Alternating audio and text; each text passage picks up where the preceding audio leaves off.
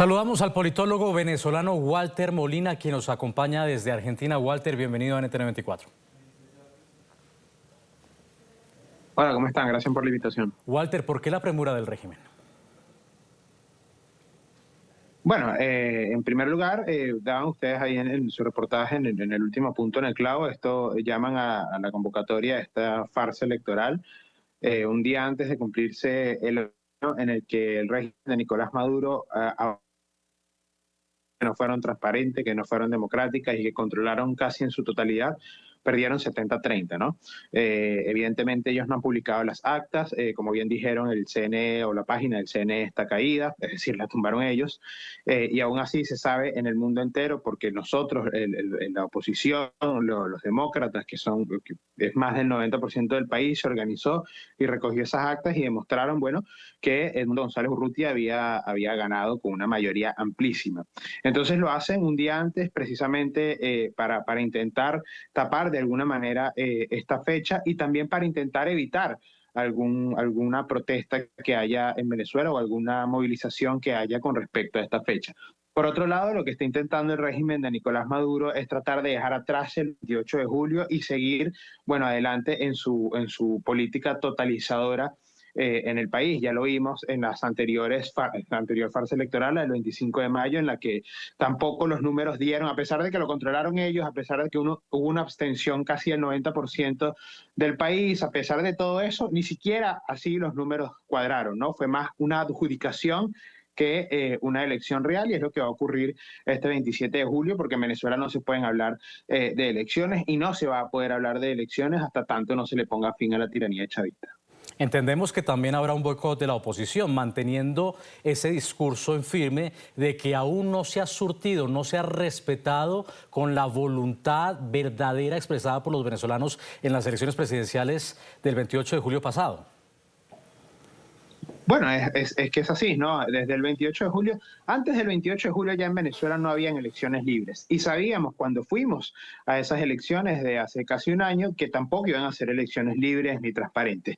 Cuando tú en un sistema tiránico, en un sistema autocrático cerrado como es el de Venezuela, acudes a un proceso electoral, lo haces con base en una estrategia más grande, no porque la elección vaya a producir un cambio, sino como parte de una estrategia para poder, como dije anteriormente, ponerle fin a la tiranía chavista. Lo que ocurrió el 28 de julio y antes del 28 de julio, es decir, desde la primaria de 2023, luego la organización, los comanditos, los 600K, esta simbiosis perfecta entre el liderazgo de María Corina Machado y Edmundo González Urrutia y una población que en casi su totalidad quiere ser libre, bueno, se conjugó este movimiento con el 28 de julio, no por la elección misma, sino, repito, como parte de una estrategia general. Todos estos últimos eventos, estas farsas electorales, la del 25 de mayo y la que convocaron ahora para el 27 de julio, no tienen nada que ver con esto porque, repito también, no son elecciones, sino adjudicaciones que desde el poder le dan, bien sea a los propios o a algunos aliados que se dicen opositores y no lo son.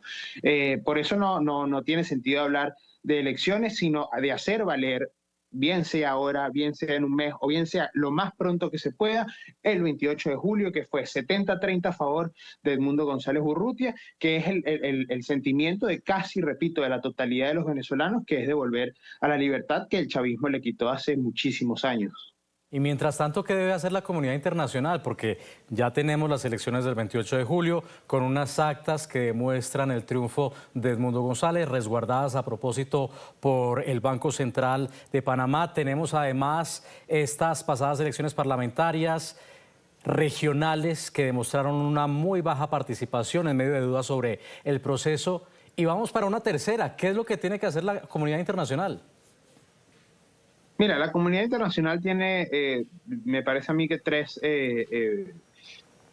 acciones que puede llevar a cabo si quiere ayudar al pueblo venezolano, que a su vez, y quiero ser muy claro en esto, significa la ayuda de la región y de la democracia como tal.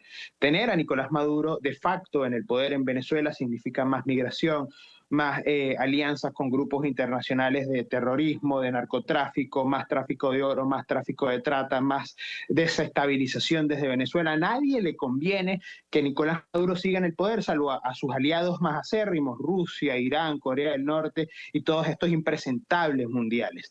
Por lo tanto, la comunidad internacional tiene que aislar al chavismo de todo lo que se pueda. Nicolás Maduro y el régimen chavista no puede seguir andando por el mundo como quiera.